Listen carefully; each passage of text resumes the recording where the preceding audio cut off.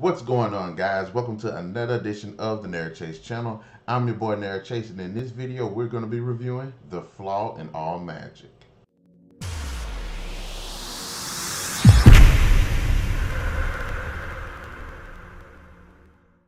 The Flaw in All Magic is a 2018 urban fantasy written by Ben S. Dobson, serving as the first book in the Magebreakers series. The story follows Tane Carver, who is a human in a world of magic but isn't able to wield magic himself. But to compensate, is incredibly sharp and incredibly smart. Carver is tasked with solving a murder on a school campus in which the murder was impossible to commit. Before we continue on with the review, guys, be sure to hit that like, subscribe, and the notification button to get the best of what we got going on this channel. This is a pretty good and easy read. Not only does it have some really interesting concepts, it has some really interesting characters, some really interesting creatures, and the story overall is entertaining.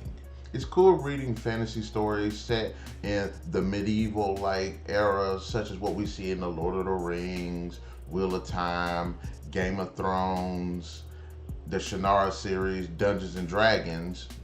But I like seeing fantasy in the more urban setting, such as what we see in the Crimson City series, as well as the Daughters of the Moon series, or even steampunk, such as what we see in the Immortal Empire series.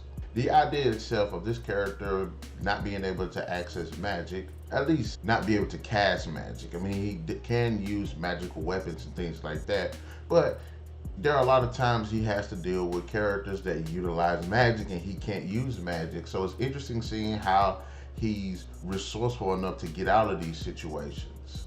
He has a really cool backstory utilizing this as well, which again makes him a pretty interesting, resourceful, and smart character. He is both famous and infamous in the story. It is a bit of a murder mystery, so yeah, there are interesting twists and turns. Some you might see coming, some were actually pretty shocking. But the story does a good job of supporting it, so it doesn't feel out of left field. Undoubtedly, the greatest highlight of the story is Tane Carver and Katka. I like their back and forth. I like this buddy cop duo that they do end up forming. Both of the characters are pretty interesting. They have interesting stories. You end up really rooting for the characters, and you really see that they are growing to like each other. At first, Carver basically tolerates Katka because Katka is just so overbearing with her personality. But I like seeing what she brings out of him, especially when those certain moments happen where he's thinking something and Katka would just voice it. And I like that. That brings out so much in both of these characters. I think they have a really good balance, especially since Carver pretty much ruined her life anyway. The world setup itself is actually pretty good. It has a bit of a modernized steampunk feel to it, while feeling somewhat of the Harry Potter vein. Of course, typically what you see in fantasy series, there's magic, there's mages, there's orcs, there's fairies, there's elves, dwarves, generally things that are included in the blueprint of fantasy. I would have liked to seen different type creatures, some maybe original that the author themselves had came up with, but it doesn't ultimately take away from that. I did listen to the audiobook, and I have to say the narrator just did a fantastic job with the characters. Travis Baldry just completely kills it. I loved him with the voice performances. The reading itself was very consistent, went at a really good pace. I really felt that he hit the nail on the head with the characterization. I really liked his interpretation of Carver and Katka, specifically Katka. She's very unique with the voice, and I have to say Travis just did ultimately a good, entertaining. I didn't really have too many issues with the writing. I thought the writing was strong enough to present a really good story, a really good world, interesting and interesting characters. I did like the back and forth dialogue. Some of it felt a little bit too modern, but for the most part, it actually felt like it suited the course of the story. Conversations between characters do feel meaningful. There are some that feel a bit cheesy, especially when it comes to Katka. But ultimately, I do think the writing was actually pretty good. I like the direction. I think Dobson has something right here that's very unique.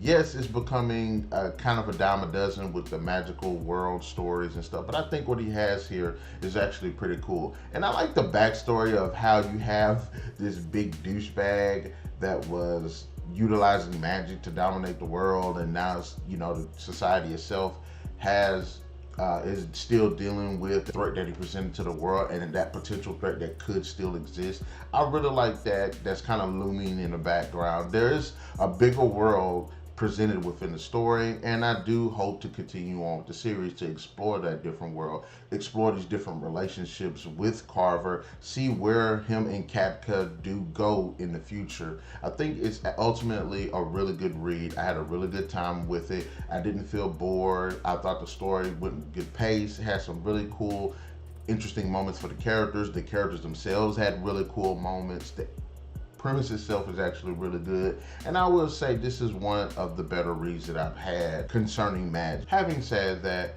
The Flaw in All Magic deserves 4 out of 5.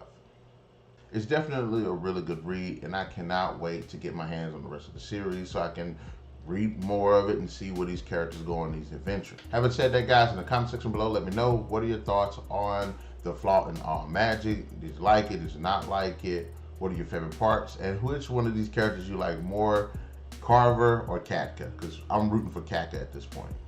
Be sure to hit that like, share, subscribe, and the notification button to get the best of what we got going on this channel. And we'll definitely catch you guys later.